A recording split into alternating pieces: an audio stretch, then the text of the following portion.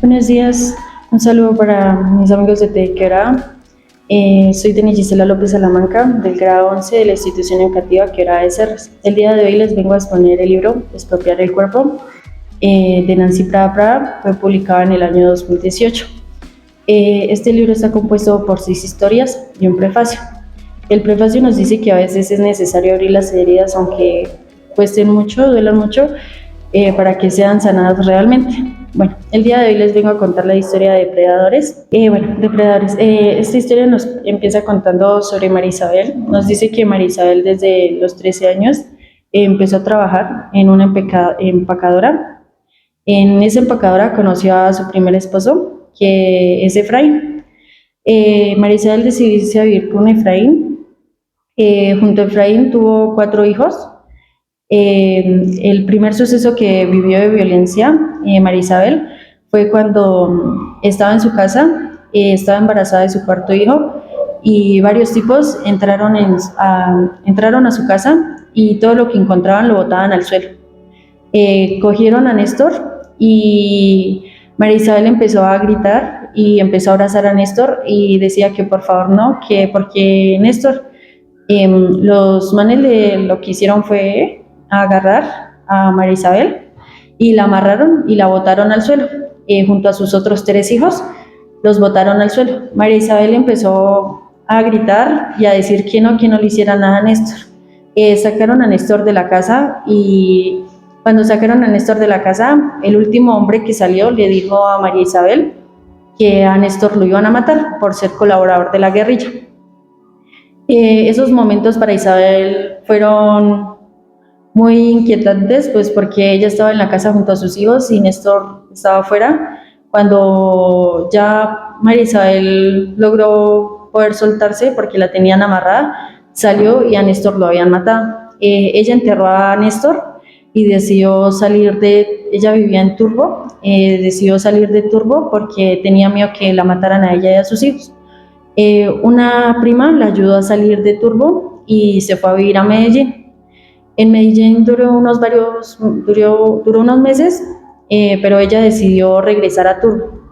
En Turbo conoció a su segundo esposo, que sería Efraín, Néstor. Néstor no era un buen esposo, era muy infiel, se la mantenía, era tomando en la calle. Néstor decidió abandonar a María Isabel cuando estaba embarazada de su 5.º hijo. La abandonó y se fue a vivir con una prima de María Isabel. Se fueron a vivir los dos a Medellín. Lo último que supo María Isabel fue que Néstor abandonó a la prima y se fue a vivir para La Guajira. María Isabel tuvo que empezar a buscar trabajo porque eran más bocas para alimentar y las mismas manos para trabajar.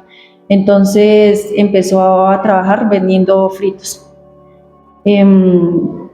Pasó el tiempo y sus hijos mayores se fueron a vivir con sus esposas. María Isabel quedó con sus 2 hijos menores y con su hija Violeta. Violeta tenía 12 años. Violeta siempre acompañaba a su mamá a vender los fritos. El segundo suceso que vivió María Isabel de la violencia fue cuando, terminando de vender sus fritos, ya eran las 9 de la noche, y María Isabel ya iban para la casa. María Isabel dice que para llegar a su casa caminando a pie se demoran 1 hora. María Isabel iba junto a su hija Violeta caminando cuando sintieron la presencia de una moto. María Isabel lo que hizo fue orillar a Violeta, hacerse hacia un lado para darle paso a la moto. La moto no pasó, se hizo fue al lado de ellas, seguía al paso de María Isabel y Violeta. María Isabel empezó a apresurar el paso cuando le dijeron los tipos de la moto, le dijeron que para dónde iba.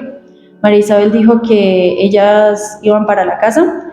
El segundo tipo le dijo que si querían las podía llevar. María Isabel dijo que no, que gracias, que ellas podían llegar solas. Entonces el tipo que les dijo que las llevaban dijo que se subieran a la moto. María Isabel se negó y el tipo le dijo: se suben a la moto ya o las mato.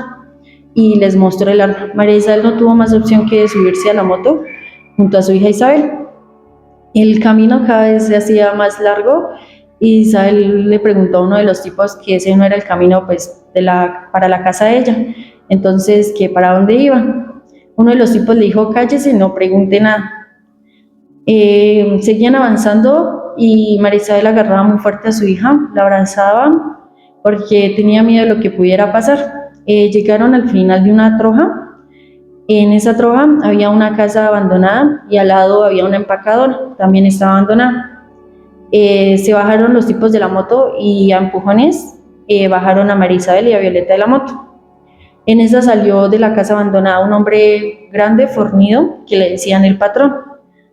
El patrón se acercó y uno de los hombres de la moto le dijo que, patrón, le traemos una presita bicha. El patrón ingresó a la casa y detrás iban empujando a María Isabel y a Violeta hacia adentro de la casa. Cuando estaban adentro de la casa, separaron a María Isabel y a Violeta, las separaron a las dos. Violeta empezó a llorar y a gritar. A ella se la llevaron y a María Isabel la ingresaron a un cuarto. En el cuarto, María Isabel le pedía a los hombres que ingresaban porque María Isabel fue abusada por varias horas por muchos hombres. María Isabel les decía que por favor no le hicieran nada a su hija, que le hicieran todo lo que ella quisiera, le hicieran a ella todo lo que ellos quisieran, pero que a su hija por favor no la tocaran. Durante varios minutos María Isabel escuchaba los gritos de su hija, que al lado de una habitación que había, ella alcanzaba a escuchar los gritos de su hija que decía: mami, mami, ¿dónde estás? Por favor, ayúdame, mami, mami, ayúdame. Luego ella no volvió a escuchar más los gritos de su hija. Entonces María Isabel, cada vez que entraba un tipo nuevo, un hombre nuevo, le decía que por favor, ¿dónde estaba su hija? Que por favor, que ella no le hicieran nada a su hija, que le hicieran todo lo que quisieran a ella, pero a su hija no la tocaran. En uno de esos hombres, cuando ella estaba suplicando por su hija, un hombre, le decían el negro, le pegó una bofetada y le dijo que se callara. Empezó a abusar de ella y así pasó durante varias horas. María Isabel era más la tortura de saber de lo que le estaban haciendo a su hija, de lo que a ella le estaban haciendo. Ella se preocupaba más por su hija. Cada vez que entraba un hombre le preguntaba era por su hija. Hubo un momento donde María Isabel perdió la noción del tiempo, no sabe si se quedó dormida, qué pasó. Lo único que se acuerda fue que se despertó y en la entrada de la puerta estaba uno de los hombres de la moto. El hombre le dijo que le entregó un sándwich que era de atún, un pan con atún, y le dijo que comiera. María Isabel se negó y le dijo que por favor le dijera dónde estaba su hija. El hombre, al ver que María Isabel no recibió el pan, le tiró el pan por la cara y empezó a abusar de nuevo de ella.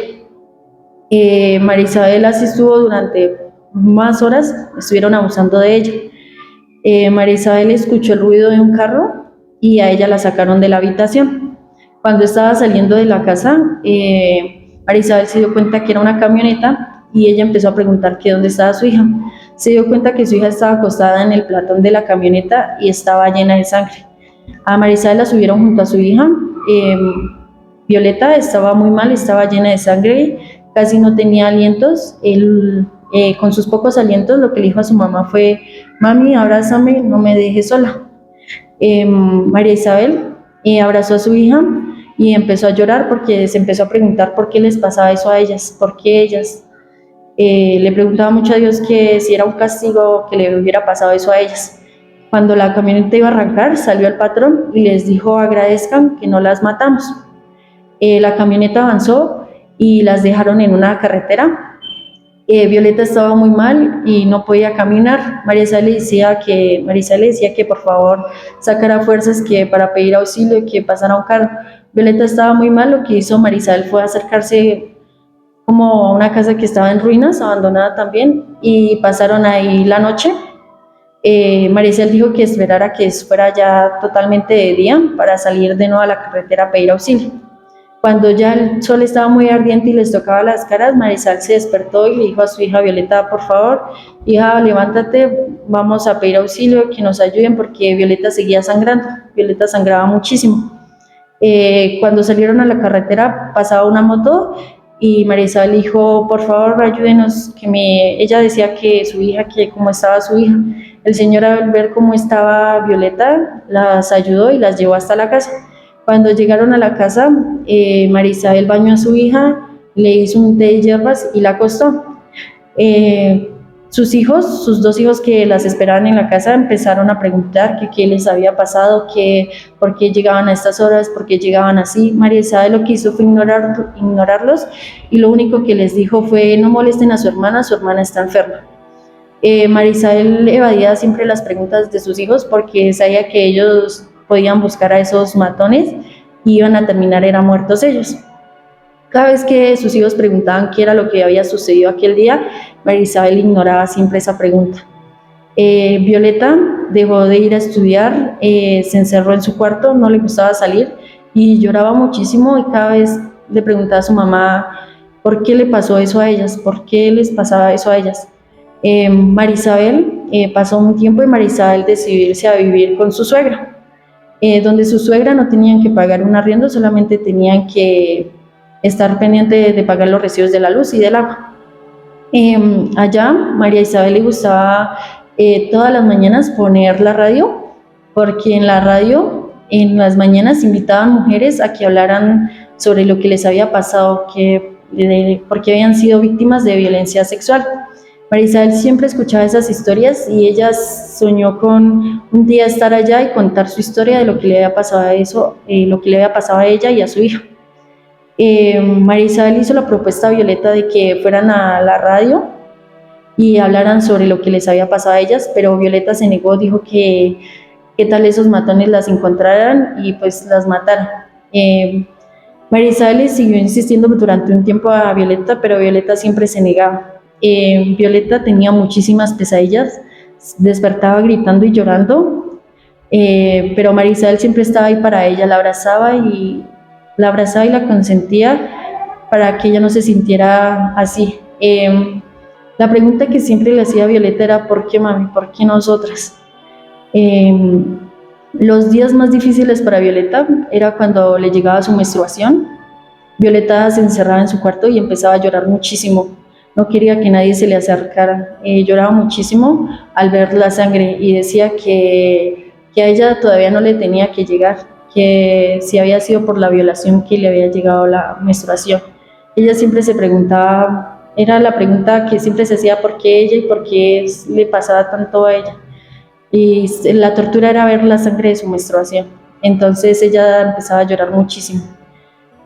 Ahorita María Isabel vive junto a su hija Violeta. Violeta ya va al colegio, está validando, va al 9º grado y tiene amigas, pero aún le cuesta un poco convivir.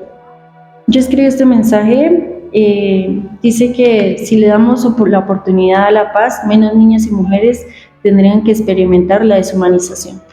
Bueno, en el prefacio nos dice que a veces es necesario abrir las heridas, aunque duelan mucho, para que sean sanadas realmente. Esta historia es sobre Sandra. Sandra nació en Boyacá. Bueno, empieza hablándonos sobre el papá. El papá se llama Luis. El papá tenía 2 negocios, uno era de un billar y el otro de un bar. El papá lo tenía, Sandra dice que ella lo tenía absolutamente todo, lujos, una casa de 4 pisos. El papá le daba gustos que solamente la familia rica le podía dar a sus hijos.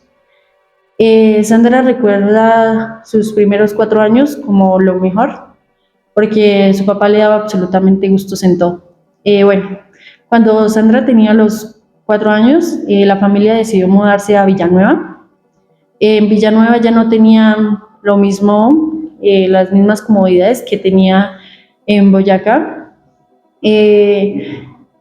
Tenían más necesidades porque los negocios del papá se estaban yendo a bancarrota. Entonces, el papá tuvo que dejar el negocio en manos de la mamá se llama Amparo, y el papá tuvo que empezar a trabajar en juegos de azar, llevándolo a ferias y fiestas en pueblos vecinos. Bueno, el papá se ha especializado tanto en un juego que se llamaba El Cacho. Gracias a eso se ganó el apodo Luis el Cacho. Sandra tenía 2 hermanos más, a ellos les decían los cachos y a Sandra le decían la cacha. Bueno, Sandra recuerda que cuando vivía en Villanueva las cosas eran más difíciles, no lo tenía absolutamente todo, pasaban a veces necesidades porque la plata que ganaba el papá no era lo suficiente y los negocios en manos de Amparo, de la madre, al final se fueron a la quiebra. La mamá tuvo que empezar a trabajar. La mamá trabajaba en un matadero lavando menudo. En el matadero conseguía restos de animales, con lo cual le hacía alimentos a sus hijos, chocolate de pata, caldo de ojo, con eso alimentaba a sus hijos. El primer suceso que tuvo Sandra fue la violación a los 6 años. Sandra fue violada por un vecino que vivía al lado de un caño. Esto pasó porque la mamá la mandó a pedir un poco de sal a los vecinos. Cuando Sandra fue, el muchacho se encontraba solo. El muchacho convenció a Sandra de ingresar a una habitación. Al ver la demora, uno de sus hermanos salió a buscar a Sandra. Sandra, el hermano siguió por los gritos de Sandra. Cuando ingresó a rescatar a Sandra, Sandra tenía los pantalones abajo junto al muchacho. Ambos acordaron, Sandra y el hermano acordaron de no contarle nada a la mamá. Pasó un tiempo y en una discusión de hermanos, el hermano le dijo que si no le hacía caso le iba a decir a su mamá que la vez pasada, que hace días la había encontrado con el muchacho y los pantalones abajo. Amparo, la mamá, alcanzó a escuchar lo sucedido y empezó a interrogar a Sandra. Sandra no tuvo más solución que contarle todo lo que le había pasado a la mamá. Sandra, al contarle a la mamá, lo que hizo Amparo fue contactarse con el papá, con Luis. Y Luis tenía viejos contactos. Luis contactó al F2. El F2 retuvo un tiempo al muchacho mientras Luis sacaba en un helicóptero a Sandra para que le hicieran unos estudios, donde el doctor diagnosticó que había sido violada, pero que no había habido penetración. Cuando Sandra regresó a la casa, la mamá empezó a decirle que era una mentirosa, que el doctor había diagnosticado que ella no había sido violada, que todo era mentira. El F2 soltó al muchacho, pero días después apareció muerto. Pues al ver que el muchacho no tenía más deudas solamente con lo de la familia de Sandra, empezaron a decir que había sido Luis. Luis, al ver lo que estaban diciendo, emprendió huida y se desapareció. La mamá empezó a acusar a Sandra que por sus mentiras su papá las había abandonado, y Sandra, la mamá, Amparo, empezó a crear una inseguridad en Sandra. Sandra volvió a ser violada, pero esta vez no le dijo nada a nadie, ni a la mamá, porque empezó a decir ella que de nuevo le empezaría a decir que era una mentirosa, entonces prefirió quedarse callada. La familia empezó a pasar más necesidades. La mamá decidió mudarse a Medellín. En Medellín se reencontró con el papá de Sandra, pero duraron varios meses viviendo juntos, pero ya no todo era igual, entonces decidieron regresar a Villanueva.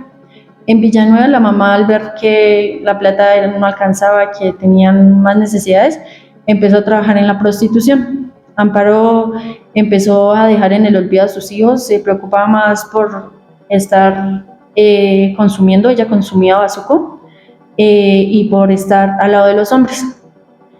Sandra recuerda un día glorioso para ella, que fue el día que el regador de cultivos de arroz sacó a su mamá de la prostitución y de tanto fumar bazuco la sacó y se la llevó a ella y junto a sus hijos a la finca donde cultivaban arroz. Sandra nos cuenta que allá empezó a trabajar haciendo labores de campo. Ella nos dice también que desde los 11 tomaba y desde los 11 trabajaba. Ella le gustaba trabajar porque tenía plática para ella sola. Esa plática ella la gastaba en fiestas, tomando, bailando. A ella le gustaba esa vida, pero eso duró muy poco porque a los 17 años Sandra quedó embarazada de su novio con el cual llevaba 3 años. El novio, al saber que Sandra estaba embarazada, decidió abandonarla. Sandra le pidió permiso al capataz de la finca que la dejara ir, o sea, que la dejara ir a donde un doctor. El capataz le dio plata y le dijo que fuera donde un doctor que era muy bueno para que abortara. Sandra lo que quería era escapar, se escapó y se fue para Bogotá. En Bogotá, Sandra empezó a trabajar en la prostitución, pero al ver que en Bogotá todo era más difícil, no todo era como ella esperaba, decidió volverse para Villanueva. En Villanueva conoció a doña Betty, una vieja amiga de su papá.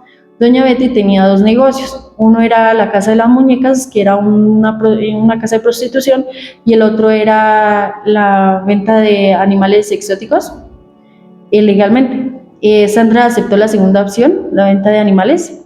Hicieron una primera venta, les fue súper bien. Sandra dice que ganó con eso 300.000 pesos.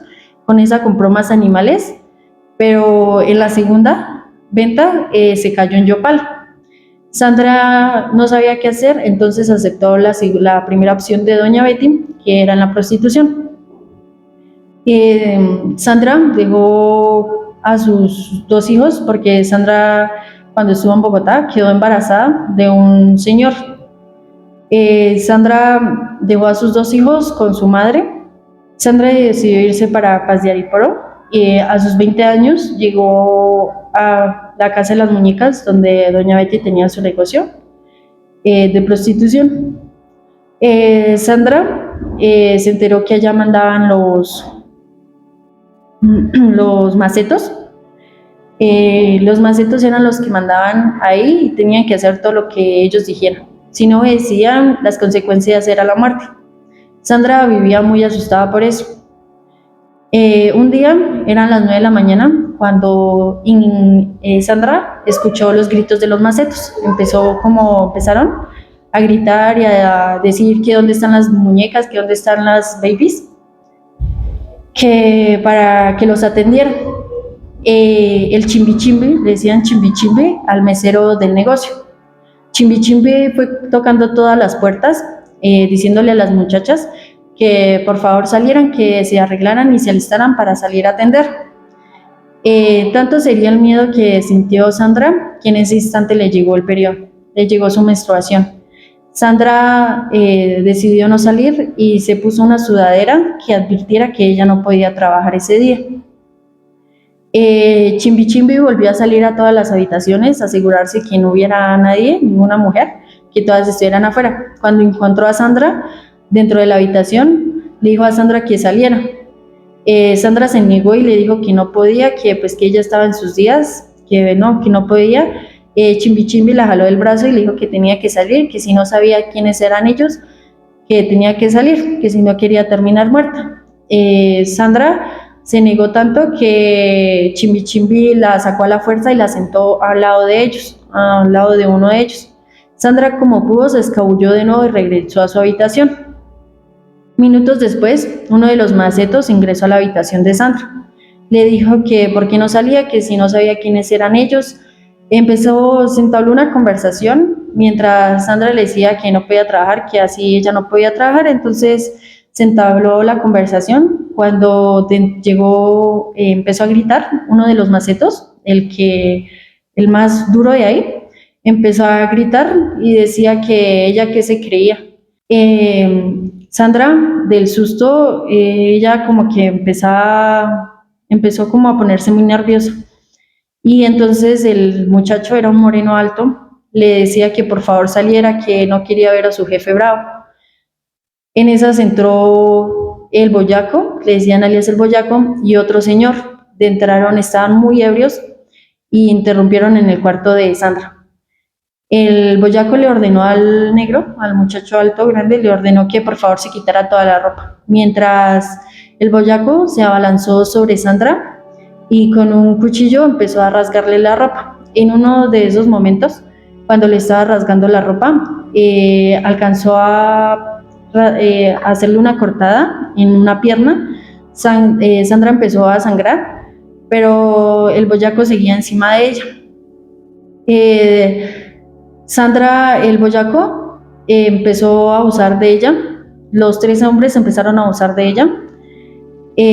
Sandra no sabía qué hacer. Ella lo que empezó fue a suplicar, a llorar.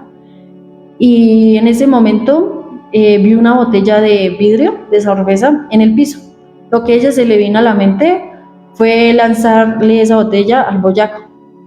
Cuando le lanzó esa botella al boyaco, el boyaco se enfureció y lo que hizo fue voltearla, pues porque la tenían acostada boca abajo, lo que hizo fue voltearla y empezó a mandarle el pico de botella por la cara, a cortarle la cara. Sandra puso las manos y le alcanzó a rasgar desde el dedo meñique hasta más abajo de la muñeca, le hizo una cortada muy grande. Sandra sangraba muchísimo. El boyaco, Sandra trataba de no tener contacto visual con el boyaco, pero en una oportunidad en la que Sandra se estaba defendiendo hubo el contacto visual. Sandra dice que él tenía los ojos verdes, y la parte que tenía que ser blanca era en rojo, como si estuviera sangrando por dentro. Entonces Sandra tenía mucho miedo. El boyaco le dijo a los otros dos hombres que se fueran. El boyaco se quedó con Sandra mientras le pegaba y le decía que eso le pasaba por no haber salido, por creerse mejor que las demás. Mientras le pegaba, Sandra trataba de taparse las heridas para que no se desangrara. Sandra decía que ahí no iba a sobrevivir, que ese iba a ser su final, pero muy en el fondo ella no quería porque tenía sus dos hijos y ella hacía lo que fuera por sus hijos. El boyaco terminó de pegarle y Sandra quedó tan mal que no se podía mover. El boyaco se acostó a dormir. Sandra no se podía mover ni nada de tanto dolor que tenía en su cuerpo, que ni al baño fue y se orinó ahí encima. Ella tenía un amigo que ella le decía El Salvador. El Salvador, su amigo, se enteró que a ella supuestamente la habían matado. El Salvador, llegó al negocio de doña Betty y preguntó por ella. Chimbi Chimbi le dijo que ella no estaba muerta, que aún estaba en la habitación, pero que estaba muy mal. El Salvador le dijo, como Sandra le decía, El Salvador le dijo que por favor la ayudara a salir de ahí. Chimbi Chimbi le alertó a Sandra que El Salvador le iba a estar esperando afuera por la parte trasera en un carro. Sandra le pidió permiso al boyaco, le dijo que si podía salir a bañarse, que mire cómo ella estaba. El boyaco le dijo que si intentaba escapar, que las iba a ver y que ahora sí se iba a morir. Sandra lo que hizo fue disimular que iba para el baño, solamente se bañó la cara y salió rápido por la puerta trasera. En el carro estaba El Salvador, su amigo El Salvador. Él la llevó a un hospital. En el hospital le preguntaron que por qué tenía esas heridas tan graves, que qué había pasado. Sandra dijo simplemente que estaba en el negocio de las muñecas y que ahí se había armado un alboroto y que ahí ella había terminado daña, que por eso le había pasado eso. Ella decidió quedarse callada de todo lo sucedido. Entonces el Salvador tenía familia, entonces él no se podía quedar con Sandra. Dejó todo pago y le dejó una habitación paga al frente del hospital. Sandra le hicieron las curaciones y al otro día el Salvador llegó, el amigo llegó y le dijo que se había dado una vuelta por el local y que la doña Betty le había dicho que por favor sacara a Sandra de ahí, que porque eso se puso muy caliente. El Salvador lo que hizo fue darle una plática a Sandra para que se fuera de ahí, para que se fuera. Él la llevó y fue cuando Sandra llegó a la capital. Sandra llegó a Bogotá. En Bogotá, ella empezó a tomar mucho alcohol y empezó a drogarse con marihuana. Ella decía que prefería estar drogada y borracha antes de pensar todo lo que le había pasado. Sandra recuerda que su amigo El Salvador le seguía mandando plata, pero con esa plata ella compraba sus vicios, entonces no era nada bueno. Sandra decidió regresar a Villanueva a la insistencia de su mamá. Su mamá la llamaba y le decía que qué pasaba, que dónde estaba, que sus hijos, que regresara por sus hijos. Sandra decidió regresar. Cuando regresó a la finca Rosera, empezó a trabajar de nuevo, pero el dolor de todo lo que le había pasado no la dejaba. Entonces ella empezó a tomar chicha. Allá tomaban muchísimo chicha, entonces después de las labores que ella hacía, empezaba a tomar chicha. Decía que prefería tomar chicha que sus hijos la vieran con una botella en la mano. Después, Sandra conoció al capataz de la finca. El capataz de la finca empezó a enamorarla, a endulzarla. La invitó a un concierto de Carlos Vives. Ella aceptó porque cada opción que ella podía ver para poder escapar de tanto lo que le había pasado a ella, pues ella lo aceptaba.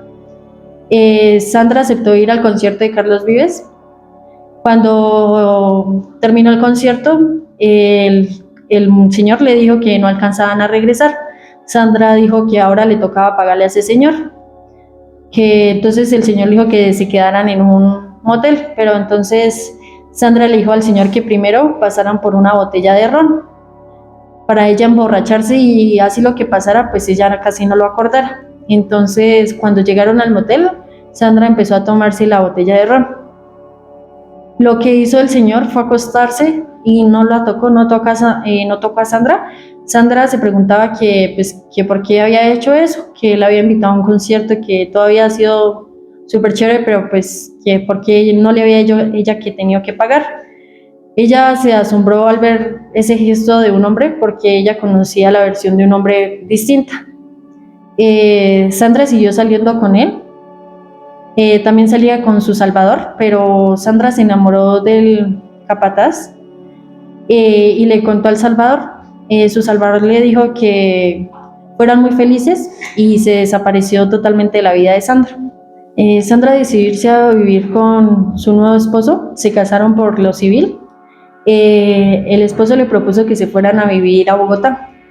Llegaron a Bogotá y todo para Sandra cambió. Tenía a sus hijos, tenía unos hijos amorosos, toda la vida de Sandra había cambiado. Ella decidió hacer borrón y cuenta nueva y empezar a vivir de nuevo.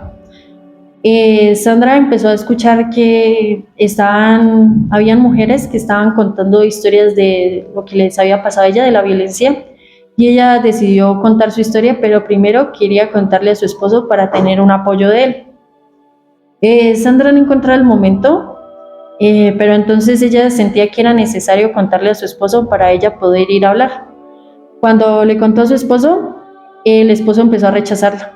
Dijo que qué diría la gente de que ella hubiera sido prostituta, que ella hubiera sido todo eso, que a él le daba pena que estar al lado de una mujer así. Sandra se sintió tan mal, pero aún así ella decidió seguir adelante con su proyecto de contar todo lo que le había pasado. A ella le hicieron una tipo de entrevista donde ella contó su historia. No le cambiaron la voz ni le taparon el rostro.